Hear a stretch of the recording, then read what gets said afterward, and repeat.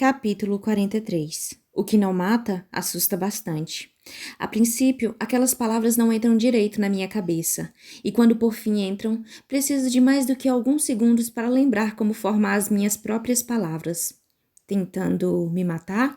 Enfim, sussurro de volta para ele, quando sinto o estômago afundar dentro da barriga e um calafrio percorrer a minha coluna. Ou melhor dizendo, tento sussurrar, porque é difícil manter a voz baixa, agora que aquele tom mais estridente voltou. Eu ficaria constrangida, mas sinto que tenho muitos motivos para gritar. Essa foi uma manhã infernal e os golpes continuam incessantes. Isso é ridículo completo, mesmo enquanto enxugo as palmas suadas da minha mão na saia. Por quê? Ainda não sei. Respiro fundo e tento controlar os batimentos cardíacos, enquanto luto para conseguir pensar direito em meio ao estado de pânico que toma conta de mim. Demora um minuto, mas finalmente consigo diminuir a ansiedade. Diminuir o suficiente para responder. Isso não faz sentido. Eu sou inofensiva. Especialmente numa escola como essa.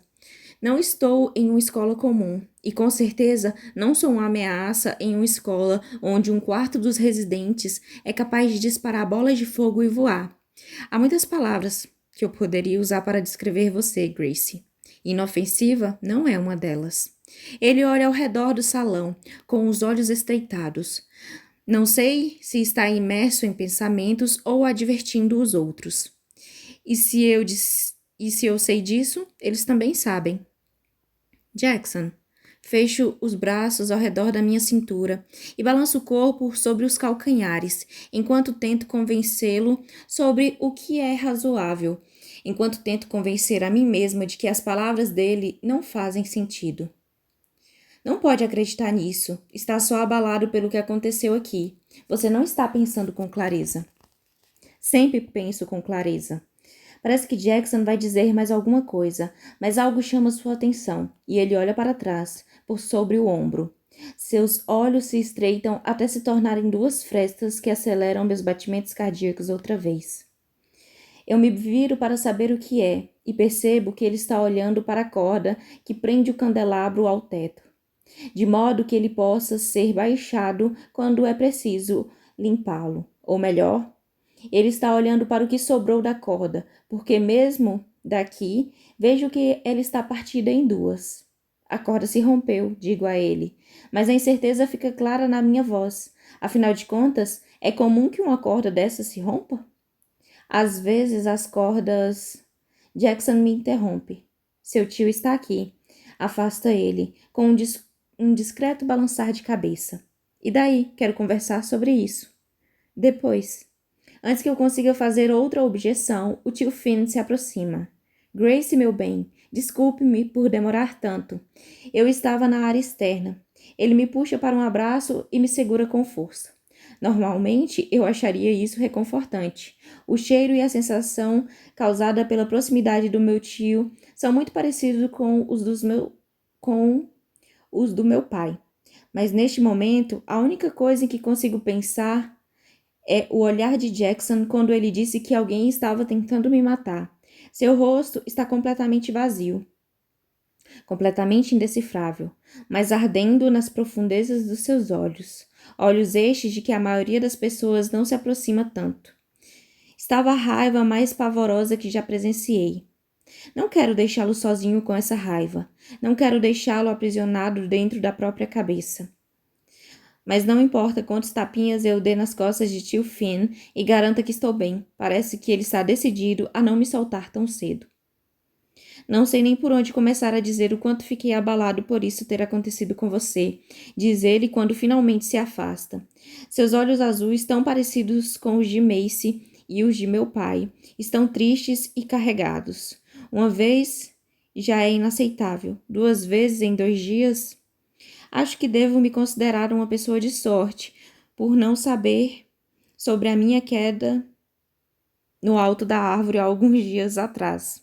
3 experiências entre a vida e a morte em uma semana seriam demais para uma pessoa.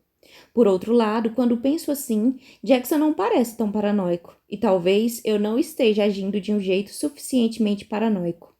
Bem, vamos tirar você daqui, avisa meu tio. O plano para hoje era que não assistisse a nenhuma aula, mas queria conversar um pouco com você antes que volte para seu quarto. Ah, é claro. Nem consigo imaginar sobre o que ele quer conversar comigo. Afinal, o que há para dizer além de ufa, essa foi por pouco. Mas, se isso vai fazer com que meu tio se sinta melhor, então aceito. O problema é que meu instinto está gritando para que não deixe Jackson ali, gritando que essa não é a hora de me afastar dele, embora eu não saiba o porquê. Mas será que posso ir até a sua sala daqui a pouco? Tem umas coisas que preciso fazer antes. Jackson já foi embora. Viro para trás e percebo que ele tem razão. Jackson sumiu. E quero conversar com você antes que o veja de novo. Não sei o que a frase significa, mas não gosto dela. Assim como não gosto do fato de que, mais uma vez, Jackson sumiu sem se despedir. Como ele faz isso? Pondero enquanto sigo com relutância o meu tio. Como ele consegue simplesmente desaparecer sem que eu ouça ou o veja se mover? Será que é algo típico dos vampiros ou é algo típico de Jackson? Tenho quase certeza de que é uma característica típica de Jackson, mas enquanto caminho na direção das portas do salão de refeições, percebo que os demais membros da ordem também desapareceram. Todos foram embora e eu nem percebi. O que só serve para reforçar que eu estava dizendo a Jackson antes do meu tio aparecer. Sou apenas um humano inofensivo. Que perigo posso oferecer a alguém a ponto de tentarem me matar? Bem, Jackson é uma das pessoas que acha que isso pode acontecer, com certeza. Fico surpresa por não haver um grupo de pessoas de tocaia ao redor do castelo para tentar atacá-lo. Tudo nesse cara parece gritar sobre um total poder. Completo, absoluto. Tenho certeza de que a única coisa que o mantém seguro é que, além de tudo isso, ele também passa uma imagem de que é totalmente perigoso. Não consigo imaginar ninguém sendo idiota bastante para desafiá-lo. Mesmo Flint acabou recuando depois da guerra de bolas de neve. E é por isso que fazer um candelabro despencar sobre Jackson faz sentido. Mas fazer isso comigo? Por quê? Basta um feitiço ruim, um ataque de lobos ou até mesmo um terremoto e eu já era. Por que ter o trabalho de soltar um candelabro inteiro sobre minha cabeça quando uma simples janela quebrada quase acabou comigo? Tio Finn não fala nada enquanto caminhamos até seu escritório, e eu também não. Fico surpresa quando ele vira no que parece ser o corredor menos adornado em todo este lugar, e de repente para diante da porta de aparência mais enfadonha. Não é exatamente a imagem que eu tinha da sala de um diretor, e especialmente do diretor de uma escola que assumiu a responsabilidade de educar alunos que vieram de uma ampla variedade de famílias com habilidades paranormais. Essa impressão ganha mais força quando ele abre a porta e me faz entrar na sala mais enfadonha que existe. Carpete cinzento, paredes cinzentas e poltronas cinzentas. O único toque de cor na sala, se é que podemos chamar assim, é a escrivaninha pesada de cerejeira, abarrotada com pilhas de papéis, pastas e um notebook aberto. Basicamente, o lugar se parece com todas as diretorias que já vi. A diferença é que as cortinas são mais grossas e o carpete cinza é mais fofo. Ele percebe que estou reparando essas coisas e sorri. Surpresa? Um pouco. Achei que seria mais. Mas as sobrancelhas dele se erguem. Apenas mais. Não se ofenda, tio Fen, mas este deve ser o escritório mais funcional que já vi. Acho que eu esperava que um bruxo tivesse um pouco mais de requinte. Que bom que não sou um bruxo, hein? O quê?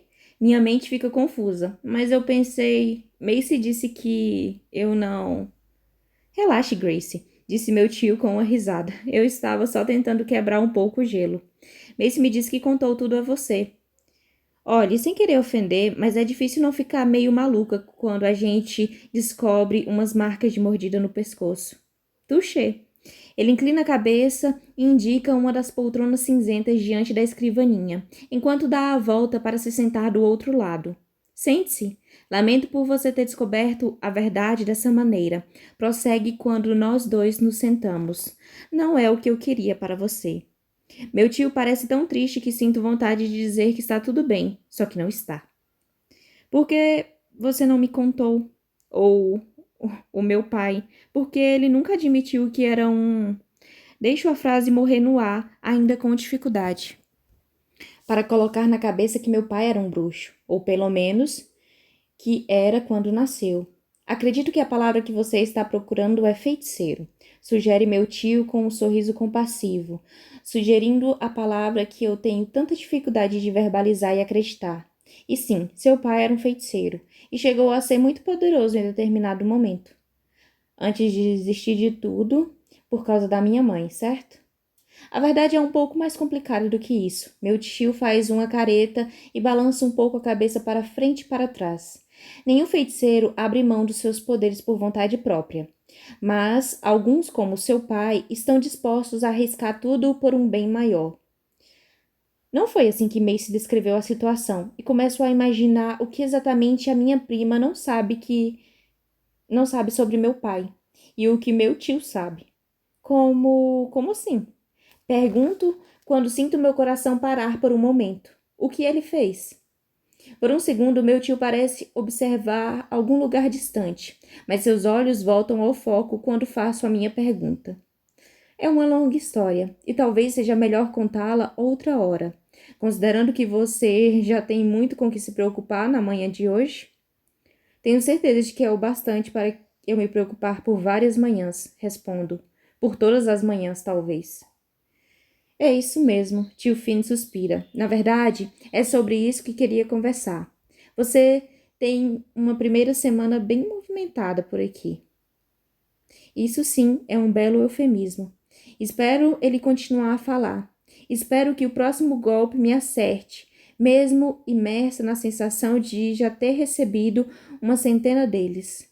Mas o tempo passa e meu tio não diz nada. Em vez disso, ele se limita a unir as mãos diante do queixo e me fitar. Não sei se ele está fazendo isso porque espera que eu me despedace ou se só está tentando descobrir a melhor maneira de verbalizar o que ele quer dizer. Fico conjecturando se é a segunda opção, porque eu não fiz nada de errado. Não tenho segredos a revelar, especialmente comparado ao homem que comanda uma escola para monstros. Mesmo assim, o silêncio prolongado me dá tempo para pensar sobre todas as coisas erradas que aconteceram, incluindo o fato de que, nesta última semana, o pouco controle que eu tinha sobre minha vida desapareceu em sua totalidade. Vamos falar sério. Morrer por causa de um candelabro que cai no teto deve ser um dos tipos de morte mais aleatórios e bizarros do planeta. Tudo isso parece ser ridículo, independentemente do que Jackson alegue. Mas perder meus pais, como aconteceu comigo, passar de felizes e vivos a mortos e frios no intervalo de um segundo, me ensinou o quanto a vida é mesmo um sopro. Simples como um piscar de olhos, quanto estalar os dedos, quanto fazer uma curva para o lado errado no momento errado. Fecho os olhos com força quando as lembranças chegam como um maremoto, desesperada para estancá-las antes que encham a minha cabeça, antes que me domine e me enterrem na tristeza da qual eu ainda estou começando a aprender a me afastar. A dor deve ficar aparente no meu rosto, porque de repente meu tio quebra o silêncio e pergunta: Tem certeza de que está bem, Gracie?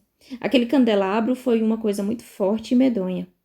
Realmente foi forte e medonho. E não sei como minha vida saiu tão completamente do controle. Há 5 semanas, Heather e eu saíamos para comprar os vestidos para o baile da escola e reclamar das aulas de inglês. Agora sou uma órfã vivendo com metade de uma enciclopédia de criaturas sobrenaturais e me esquivando da morte todos os dias. Do jeito que as circunstâncias estão, a minha única esperança é que o universo não nutra um rancor típico da série Premonição por mim.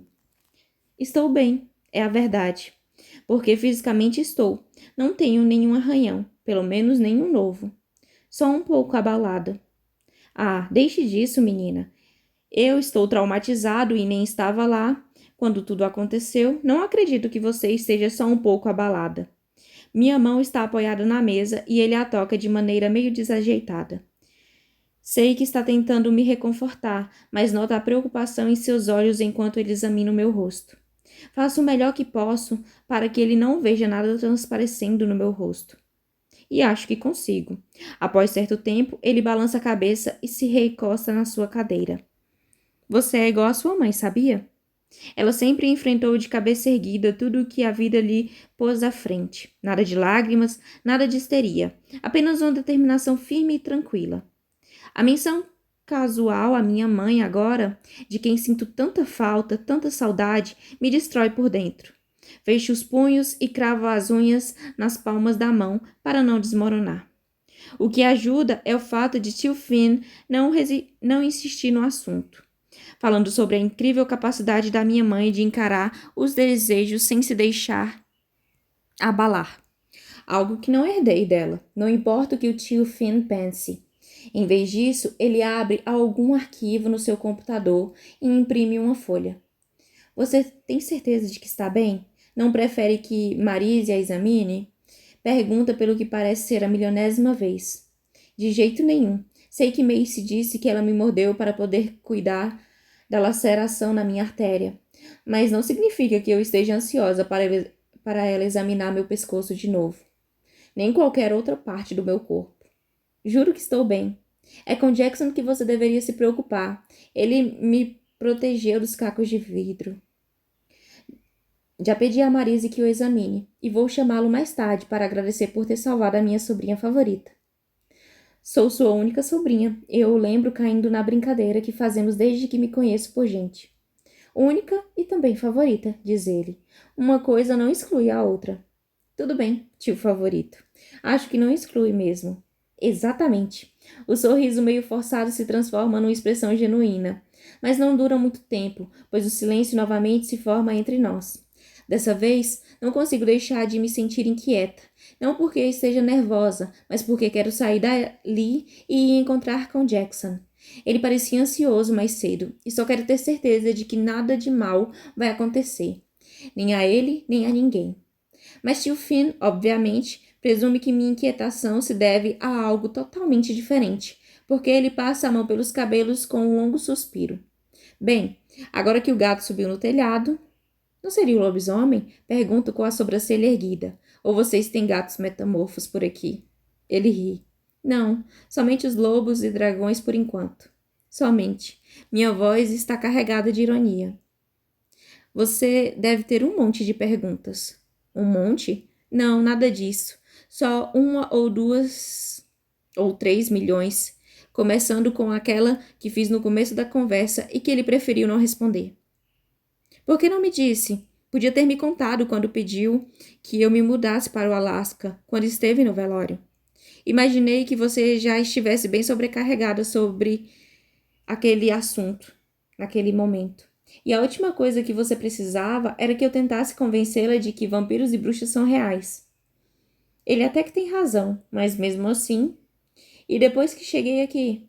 Ele respira fundo e solta o ar soprando longamente. Imaginei que poderia acostumá-la aos poucos ao ambiente. Na primeira noite, eu tinha planejado relatar que as coisas aqui são diferentes, mas você estava com aquela náusea horrível por causa da altitude. Right.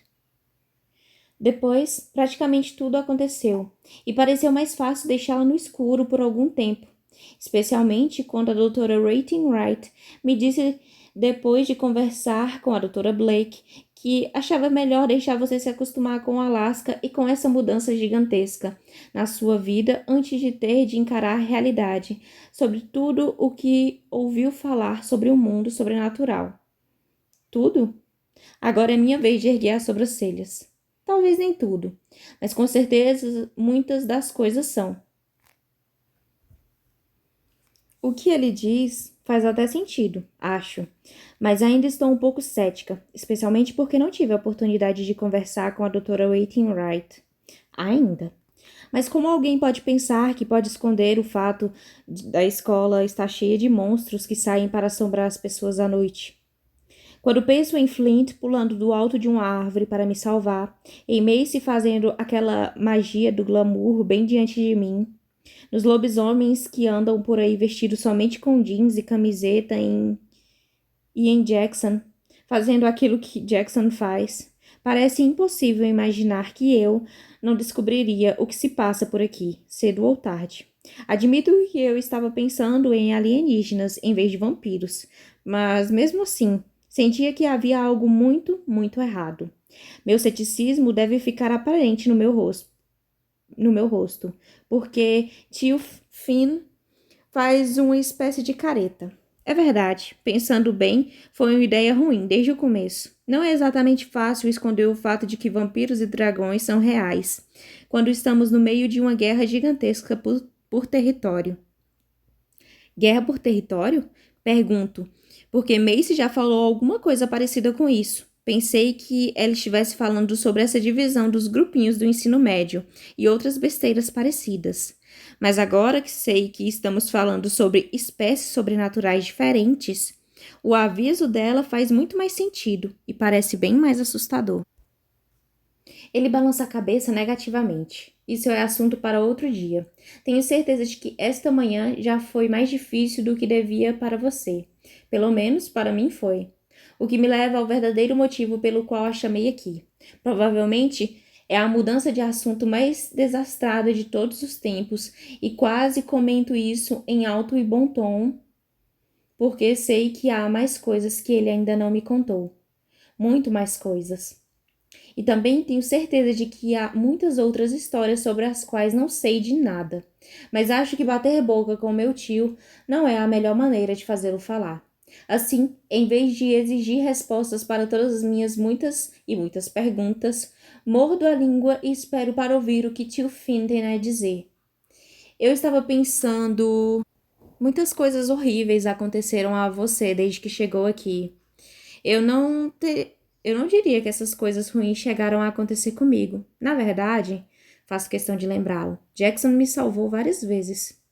Eu sei, mas não podemos achar que Jackson sempre vai estar por perto. Há situações que aconteceram por aqui e que não acontecem em outras escolas, como você deve ter percebido nesses últimos dias. O que aconteceu por causa do terremoto foi um acidente horrível, e tenho certeza de que o candelabro não foi um acidente. Mas isso me fez pensar. O que vai acontecer com você se alguém perder o controle dos seus poderes quando Jackson, Flint ou Mace não estiverem por perto para protegê-la? O que vai acontecer se você se machucar seriamente? Acho que não aguentaria carregar isso na minha consciência, pontua ele balançando a cabeça. Acha que foi isso que aconteceu? Alguém perdeu o controle dos próprios poderes? Não tenho certeza, mas é a hipótese que estamos levando em conta agora.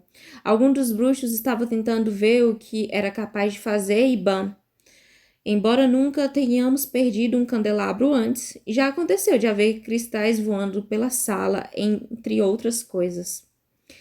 Talvez essa seja a melhor notícia que recebi hoje, porque significa que Jackson provavelmente estava preocupado por nada. Ninguém está tentando me matar. Alguém simplesmente fez algo que não devia com seus poderes, e por acaso eu estava no caminho, o que faz muito mais sentido do que pensar que alguém esteja de verdade querendo acabar comigo. Enfim, meu tio estava novamente com as mãos unidas diante do queixo. É por isso que quero mandá-la de volta para San Diego.